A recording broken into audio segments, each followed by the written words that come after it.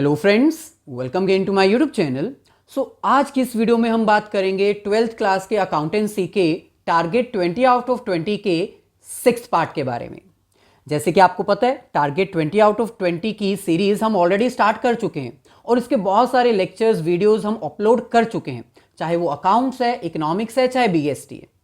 सभी के जितने भी पार्ट्स अभी तक हमने अपलोड किए हैं उन सभी का लिंक डिस्क्रिप्शन में गिवन है, आप जाकर देख सकते हैं। बेसिकली ये एक ऐसी सीरीज है जहां पर हम 21 मार्क्स वाले ऐसे क्वेश्चन डिस्कस करते हैं जो कि फाइनल एग्जाम के पॉइंट ऑफ व्यू से वेरी इंपॉर्टेंट है और मोस्ट एक्सपेक्टेड है। आज भी हम अकाउंट्स के 6 पार्ट में 10 ऐसे क्वेश्चंस डिस्कस करेंगे जो कि फाइनल एग्जाम में आ सकते हैं, और अगर आपने इनको प्रिपेयर नहीं किया तो हो सकता है एग्जाम में आपको प्रॉब्लम हो। इनको प्रिपेयर कर लीजिए, आज का ये लेक्चर डिटेल में अंडरस्टैंड कर लीजिए। आज का लेक्चर स्टार्ट करने से पहले आप सभी से रिक्वेस्ट है कि अगर आप फर्स्ट टाइम हमारे चैनल पर आए तो चैनल को सब्सक्राइब करके बेल आइकन जरूर क्लिक कर दीजिएगा, ताकि फ्यूचर में अगर हम कोई भी वीडियो अपलोड करें अकाउंट्स, इकोनॉमिक्स या बीएसटी के रिगार्डिंग तो उसका लिंक तुरंत आपको मिल जाए। चलिए आज का ये लेक्चर स्टार्ट करते हैं और देखते हैं 10 वेरी इंपॉर्टेंट और most expected questions 12th class की अकाउंटेंसी में से।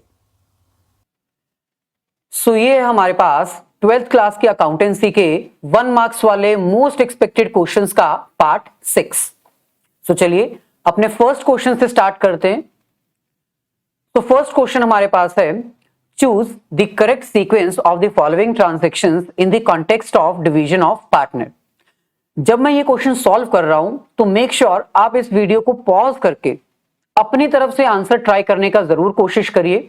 अगर वो सही होगा तो आपकी प्रैक्टिस और भी अच्छी हो रही है, अगर वो गलत होगा तो वीडियो को कंटिन्यू करके करेक्ट आंसर देख लीजिए और अपनी गलती को सही कर लीजिए। यहां पर हमें एक 4 पॉइंट्स के ऑप्शंस दिए हुए हैं, इनको हमें प्रॉपर सीक्वेंस में अरेंज करना है। Employees salary, managers commission 10% of net profit, workers managers commission 10% of gross profit, and the last is partners commission of net profit after charging such commission. अब सबसे पहले ग्रॉस प्रॉफिट आता है, तो इसका मतलब सबसे पहले वर्कर्स मैनेजर्स की कमीशन ग्रॉस प्रॉफिट के ऊपर दी जाएगी, तो फर्स्ट सीक्वेंस हमारा ये होना चाहिए। थर्ड, अब आप देखो थर्ड सबसे पहले कहां पर है, सिर्फ और सिर्फ ऑप्शन डी ही ऐसा ऑप्शन है जिसमें थर्ड पॉइंट सबसे पहले है। इसका मतलब इसका करेक्ट आंसर ये हो सकता है, ये हो सकता है क्या, यही होगा। इसके बाद 10% ग्रॉस प्रॉफिट पे करने के बाद हम इंप्लॉइज की ऑब्वियसली सैलरी पे करते हैं, तो सेकंड ऑप्शन ये होना चाहिए जो कि यहां पर सही है, थर्ड, देन 1। इसके बाद नेट प्रॉफिट आता है तो हम मैनेजर की कमीशन देंगे, तो थर्ड पॉइंट पे सेकंड ऑप्शन होना चाहिए, और लास्ट बचा जो भी प्रॉफिट होगा उसमें से पार्टनर्स को कमीशन दी जाएगी, फोर्थ। प्रॉपर सीक्वेंस क्या होगा, 3, 1, 2, 4। आगे बढ़ते हैं। नेक्स्ट क्वेश्चन हमारे पास है, Bittu limited offered 30,000 shares of ₹20 each payable as 4 on application, 7 on allotment, 7 on first call and 2 on second and final call. यहां पर हम लिख लेते हैं, एप्लीकेशन पे 4 रुपए मंगवाए गए हैं, अलॉटमेंट पे 7 रुपीज, फर्स्ट कॉल पे भी 7 रुपीज, और जो फाइनल कॉल है उसमें 2 rupees. Total it comes out to be 20। All shares were applied for and allotted, all money duly was received accept.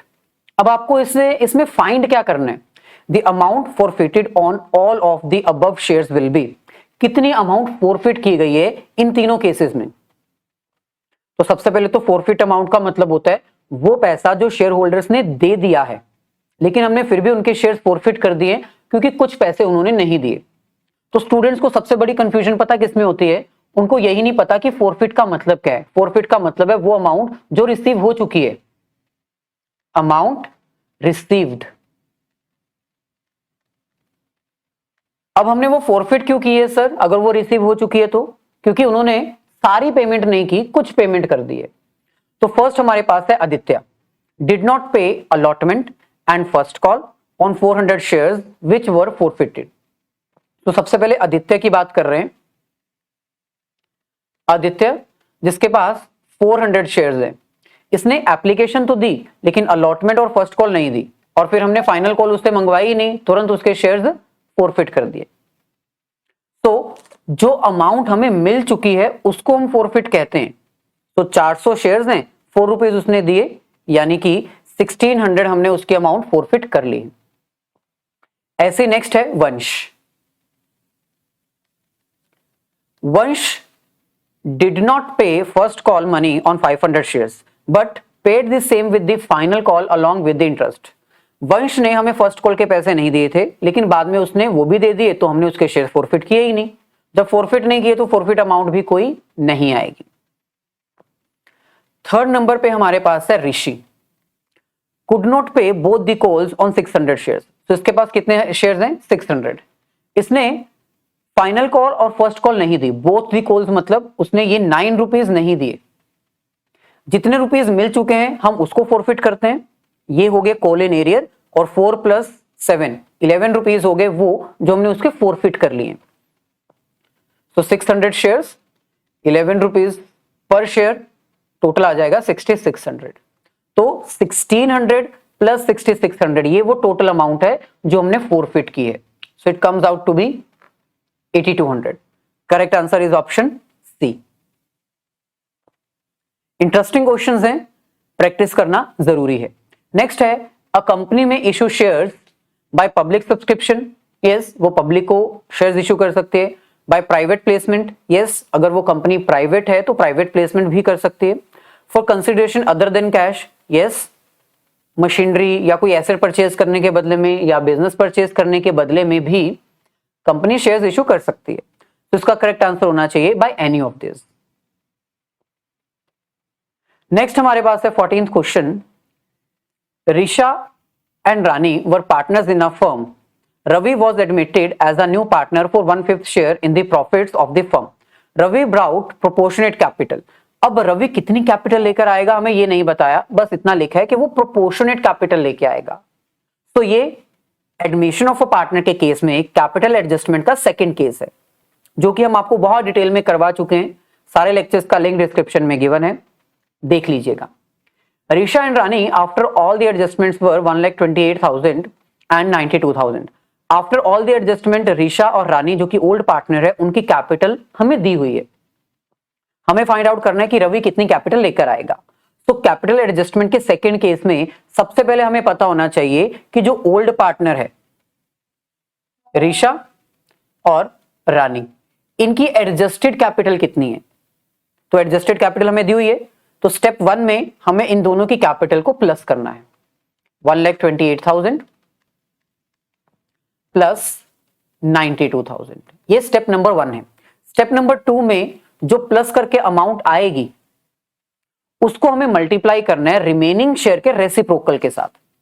तो इन दोनों को प्लस करके हमारे पास वैल्यू आई 2,20,000। अब हमें इस 2,20,000 को मल्टीप्लाई करना है रिमेनिंग शेयर के रेसिप्रोकल के साथ। अब वो कैसे फाइंड आउट होगा?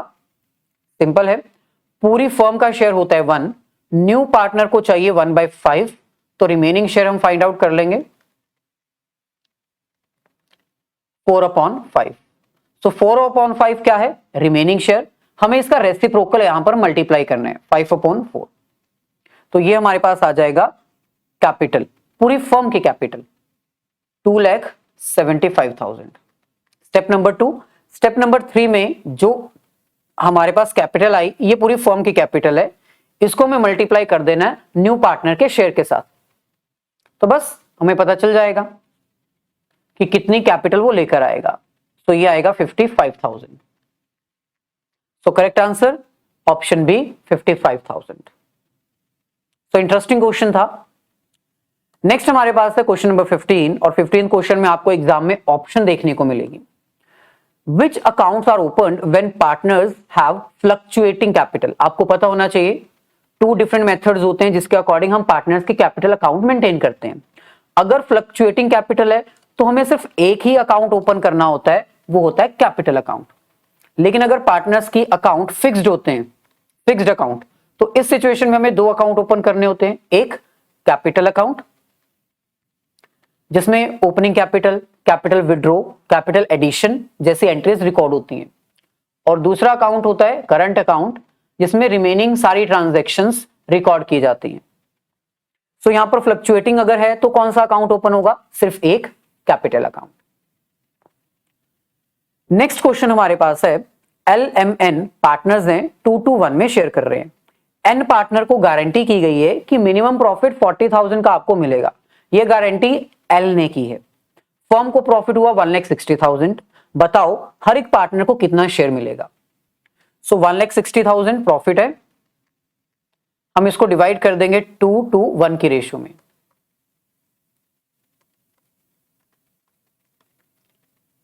सो एल, एम और एन। तो जब हम इसको डिवाइड करेंगे तो हमारे पास आएगा एल का प्रॉफिट शेयर होगा 64,000, एम का शेयर होगा अगेन सेम 64,000 क्योंकि सेम रेशियो है, और एन का शेयर होगा 32,000। अब यहां पर आपको ध्यान देना है, एन को गारंटी मिले कि आपको 40,000 का प्रॉफिट तो होगा ही होगा, तो 8,000 की ये जो डेफिशिएंसी है वो कौन बेयर करेगा? एल। तो एल के अकाउंट में से डिडक्ट और एन के अकाउंट में ऐड। डिडक्ट करने के बाद अब हमारे पास ये बचा 56, ये 64 का 64 ही रहेगा और ये हो गया 40। तो करेक्ट आंसर क्या होना चाहिए? Option B, 56, 64, 40। आगे बढ़ते हैं। Next question number 16।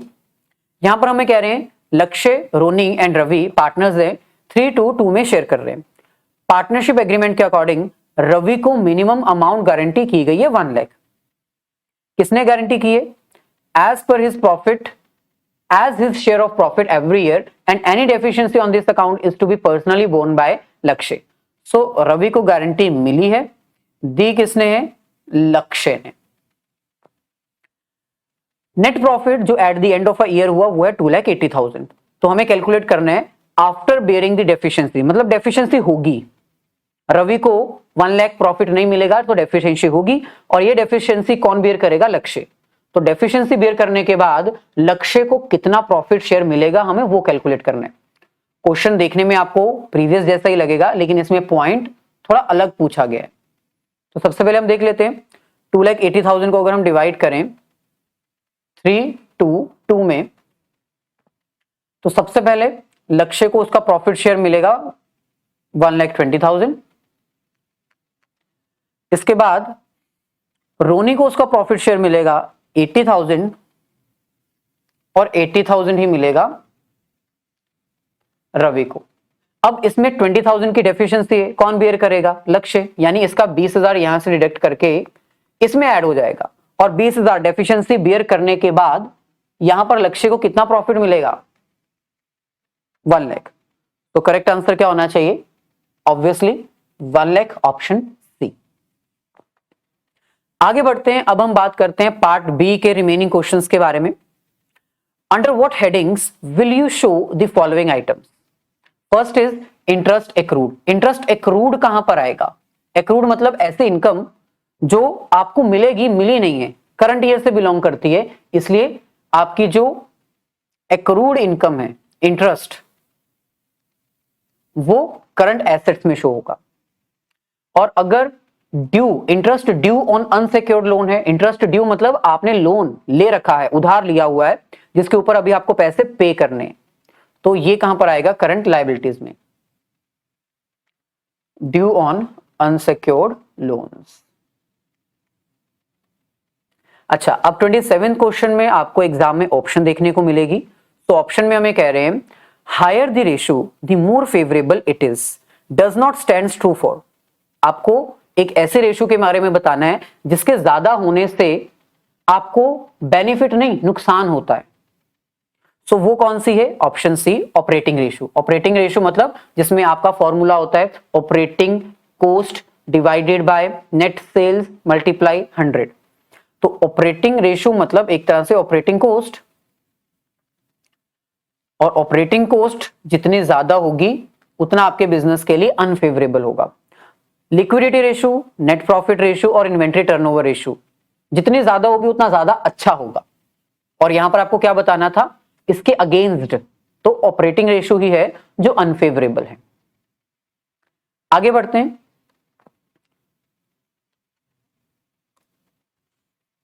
Question number 29। Okay, one question missing है, चलिए वो हम यहां पर अभी फिलहाल ऐड कर देते हैं।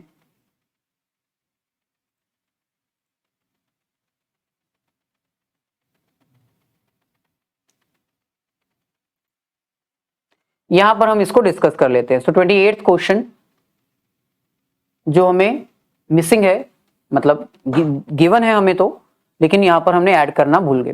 सो क्वेश्चन में हमें कह रहे हैं कि आपका ओपनिंग स्टॉक है 19,000, क्लोजिंग स्टॉक है आपका 21,000, आपको रेवेन्यू फ्रॉम ऑपरेशंस दिया हुआ है। रेवेन्यू फ्रॉम ऑपरेशन मतलब सेल्स, तो मैं डायरेक्टली सेल्स लिख लेता हूं। आपको रेवेन्यू फ्रॉम ऑपरेशन यानी कि सेल्स दिया हुआ है 2 लाख, आपको ग्रॉस प्रॉफिट दिया हुआ है दैट इज 25%, और आपको कैलकुलेट करने को कहा गया है inventory turnover ratio. Inventory turnover ratio, तो इन्वेंट्री टर्नओवर रेशियो का फॉर्मूला यानी स्टॉक टर्नओवर रेशियो का फॉर्मूला होता है COGS divided by average stock. तो यहां पर आपको COGS तो अभी नहीं पता, लेकिन एवरेज स्टॉक आप फाइंड आउट कर सकते हो। एवरेज स्टॉक का मतलब है opening stock plus closing stock divided by 2। तो 19,000 प्लस 21,000 डिवाइडेड बाय 2, ये आपका आ जाएगा 20,000। देन आपको COGS नहीं दिया, लेकिन COGS से cost of goods sold find out करने के लिए आपको बहुत सारी इंफॉर्मेशन दी हुई है। Net sales is equals to COGS plus gross profit, ये फॉर्मूला होता है। नेट सेल्स आपकी कितनी है 2 लाख, COGS आपको नहीं पता, ग्रॉस प्रॉफिट आपका कितना है 25%। 25% ऑफ व्हाट? अगर कोई इंफॉर्मेशन ना गिवन हो तो 25% ऑफ नेट सेल्स ही हमें कंसीडर करना होता है। तो यहां पर हम इसको सॉल्व कर लेते हैं। 2 लाख का 25%, तो ये आ जाएगा 50,000। तो बस सिंपल है, 2 लाख में से 50,000 माइनस किया, COGS कितना आ गया 1,50,000। तो 1,50,000 यहां पर हम पुट करेंगे और आंसर हमारे पास आ जाएगा 7.5 times. So inventory turnover ratio is 7.5 times। ये था 28th क्वेश्चन। आगे बढ़ते हैं 29th question. Classify the cash sales into. अगर आप कैश के बदले में प्रोडक्ट सेल कर रहे हो तो वो ऑब्वियसली आपकी ऑपरेटिंग एक्टिविटी है, लेकिन इसको डिस्क्लोज कहां किया जाता है ये आपसे पूछ रहे हैं। तो it is disclosed under cash equivalents while preparing a cash flow statement. Cash and cash equivalents के अंडर आता है ये, क्योंकि आपका कैश बैलेंस होता है। नेक्स्ट है if fixed tangible assets whose original cost is 40,000 having accumulated depreciation 12,000 were sold for 34,000, then while preparing cash flow statement its effect on cash flow will be। ये कह रहे हैं कि मान लो आपके पास 40,000 की एक टेंजिबल एसेट है जिसको आपने यूज कर लिया है, 12,000 उसकी डेप्रिसिएशन है, आपने उसको 34,000 का बेच दिया। तो ये जो 34,000 में आपने इसको बेचा है, इस इफेक्ट को कहां रिकॉर्ड किया जाएगा?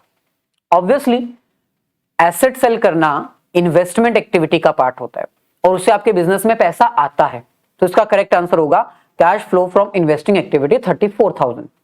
अब स्टूडेंट्स इसमें मिस्टेक क्या करेंगे, वो कहेंगे कि 40,000 हमारी एसेट थी, 12,000 की डेप्रिसिएशन हो गई, बची 28,000 की। 28,000 वाली आइटम को हमने 34,000 का बेचा तो हमें 6,000 का प्रॉफिट हुआ। तो वो गलती से या तो इसको टिक कराएंगे या फिर इसको। आपसे ऐसा प्रॉफिट लॉस कुछ नहीं पूछा, सिर्फ इतना पूछा है कि 34,000 का इफेक्ट कहां शो होगा। 34,000 is an inflow from investing activity, तो इसका करेक्ट आंसर होगा ऑप्शन सी। आगे बढ़ते हैं अपने लास्ट क्वेश्चन की तरफ। तो लास्ट क्वेश्चन में हमें कह रहे हैं ABC Limited had investment of 68,000 on 31st March 2019. Investment of 56,000 as on 31st March 2020. So opening investment and closing investment हमें दी हुई है। During the year ABC limited sold 40% of its investment being held in the beginning of the period. Beginning में आपके पास जो investment थी ना उसका 40% आपने बेच दिया मुनाफे पे, प्रॉफिट में 16,800। तो बताओ इसको बेचने पे आपके बिजनेस में कैश इनफ्लो कितना हुआ? इन्वेस्टिंग एक्टिविटी है ना ये, इन्वेस्टमेंट। तो सिंपल है, बिगिनिंग में आपके पास 68,000 की एसेट थी, इन्वेस्टमेंट थी, इसका 40% आपने बेचा है, तो 40% कितना आ जाएगा? 27,200। आपने इस 27,200 वाली इन्वेस्टमेंट को प्रॉफिट में बेचा है, 16,800 आपका प्रॉफिट हो गया, तो प्लस कर दो, ये आ जाएगा 44,000। इसका मतलब आपकी इन्वेस्टमेंट एक्टिविटी से कैश इनफ्लो कितनी हुई है? 44,000। सो करेक्ट आंसर क्या होना चाहिए? Option D. सो ये थे हमारे आज के 1 मार्क्स वाले वेरी इंपॉर्टेंट क्वेश्चंस। अगर वीडियो अच्छी लगी हो तो इसको लाइक और अपने सभी फ्रेंड्स के साथ शेयर जरूर कर दीजिएगा ताकि वो भी इस तरह के क्वेश्चन सेल्फ प्रैक्टिस कर सकें।